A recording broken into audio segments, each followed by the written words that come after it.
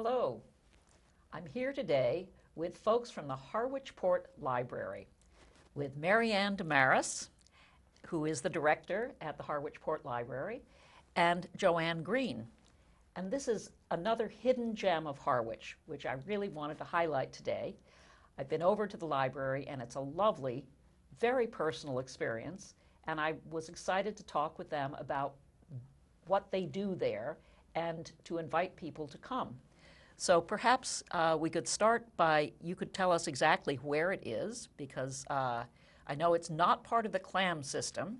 It's its own little entity, and you could talk about where it is and how to find you and your hours and so forth. That would be a good start.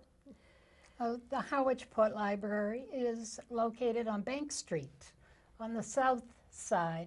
Number 49 brings you to the pretty little building that was built as a library. It was built as a library and began in 1923. It opened to the public in 1925. And we just love it. It's a beautiful Cape Cod building, and we have several rooms.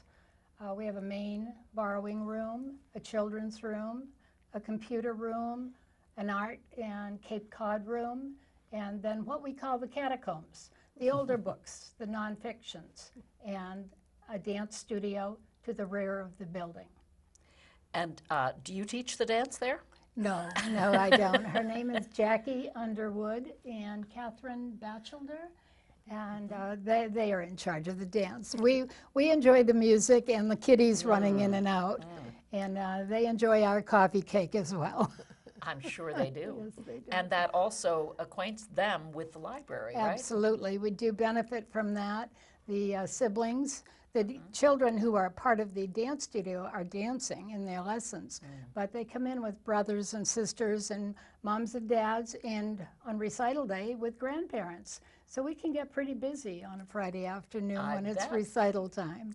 So what days are you actually open and hours, just so people know when and when to find you there? We are open on Mondays from 10 to 5 and on Fridays from 10 to 5. Okay, great. So you have a variety of different materials there, right? We do. We have the latest fiction and contemporary authors. We have a very fine mystery section that's very popular. We have a children's room, and then we have the older books, beautiful, beautiful art books, and nonfiction. And actually a very plentiful and up-to-date biography section. So we try to keep up to date because that's what our patrons like. I know you also have a little used books section, I believe, where people can buy books very inexpensively. I think I picked up a book while I was there, actually, which was enjoyable, and it's nice to have that option. If people see a book that they like, they can purchase it at very little cost. But for most people, it's just coming to see what else you have there, right? Yes. Yeah, okay. We have quite a few people who come in and say they didn't know we existed before, and we have been there since 1923. Not ourselves personally.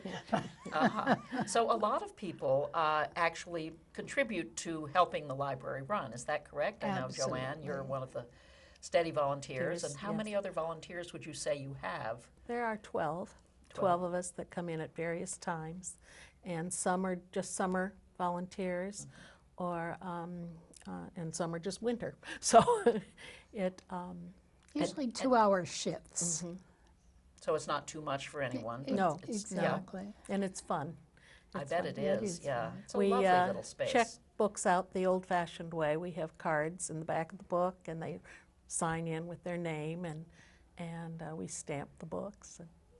You also have a board of directors that makes decisions, policy decisions and so forth, is that right? Yes, there are 7 on the board, and they're also volunteers. I don't know if we included them. Yeah, there they are. And they meet every 3 months. And how do they get chosen? How does the board replenish itself? There's an interest from the patrons, and then they're approached, and they are asked to submit their names, and they're voted and voted in. So it's a very easygoing but functional board. So That's great. Yes, when I was visiting there, actually, there were 2 or 3 members in the back. I tried to come in the wrong door, I think. I tried to get in a door, and they Yeah. actually came and opened Opened it it for for me, you. which was Yeah. really great. Yeah. But they seemed very busy at work in one of the other rooms. It gave me the sense that there are lots of good people involved, and that it is Yes. a warm and friendly place. We do like to emphasize that we are free and public. There's no registration fee to belong to our library. We simply register where you live. So in case we need to search for our books, we know where they are. But other than that, there's no fee and there are no fines. But we do accept donations. I'm We're sure you do. Free So, and yes. open to the public. And those could be well used, I'm sure, for maintenance and so forth. Correct. And possibly purchasing other books if you need Absolutely. to. Yep. Okay, where do you get most of your books from? I have a vendor, Baker and Taylor, and so it's a process of reviewing, patron suggestions, reader's advisory, and buying books. We accept gifts, but carefully. We don't want old textbooks, but if somebody has some very nice condition, new fiction or nonfiction or biographies, we're happy to have them. And if they are already in the library, then we can sell them, and that can benefit the library in that way too. I see. Well, that gives me an idea of things to do with some books that I have that I actually think might be of interest to you. So that's Great. great. So do you have any upcoming events that you want to highlight for us today? Yes, I have a few. We're going to have a special story time on a date in July. It'll be July 10th, which is a Monday at 1 p.m. Tricia Cook, who is an art educator, is going to put on a story time. It'll last about an hour and a half. And it's an art experience for young readers. And I'll have more information coming out in the publicity at the Chamber of Commerce and other means.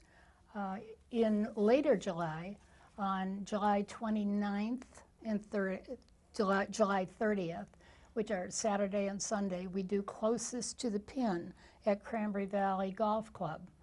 And it's for a $5 donation. Each golfer, if they choose, takes a chance on a short hole and tries to hit his or her ball closest to the pin. And it's the honor system. They measure and let us know how far they are from the pin. And then there's wonderful prizes, first, second, and third prizes on Saturday, first, second, and third prizes on Sunday. And an example of one of the prizes is dinner for 2 at Wequassett Resort. So they really are lovely prizes. And then our bigger fundraiser, it will be on September 28th. And that's going to be the 9th annual literary tea. And it's a high tea served at Wequassett Resort, which is just splendid at that time of year. And last year we sold out at 150 guests. This year we'll have 2 authors, Anne LeClaire and Lauren Walk.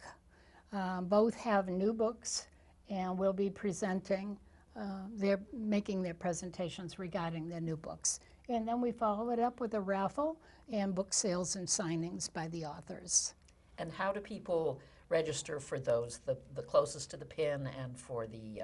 Just by playing that day. Yeah, they come I see. through. It'll Okay. be on the third I see. hole. I think Okay. it's the Third or fourth, hole. yeah. So they just And- show up at the golf course? Yes, Yeah, and they we just have play. Yeah. sign up, signs are Yes. up Okay. advertising So that's it. pretty relaxed. And the one at Wequassett probably requires pretty early registration in order to be able to get in. it Tickets are sounds on like it. sale Yes. now, and Oh, they're okay. $55 per And ticket. where And do it's you a go to major that? fundraiser to us at the your- library. okay. And we do this in partnership with Chase Library. Okay, We have great. since the beginning. This will be Wonderful. the 9th annual with both libraries. So you could get tickets at either of It- those libraries? That's correct. And you also And it will have- sell out soon. sounds Actually that way. will. And you have a website as well? Do you Yeah. want to just tell people what the website is? Yes, the website is harwichportlibrary.org. That's great. So if anyone has any further questions, I'm sure they can get them answered at that website, or you can call, and you have a phone number as well. Do you want to give the phone number? Sure. 508-432-3320. Okay, so again, this was Maryanne Desmarais and Joann Green, and thank you so much for coming in from the Harwichport Library. We'll look forward to all the wonderful upcoming events. Thank And you the for books. giving us this Yes. chance. You're Thank welcome. Appreciate it. Yeah, thank you.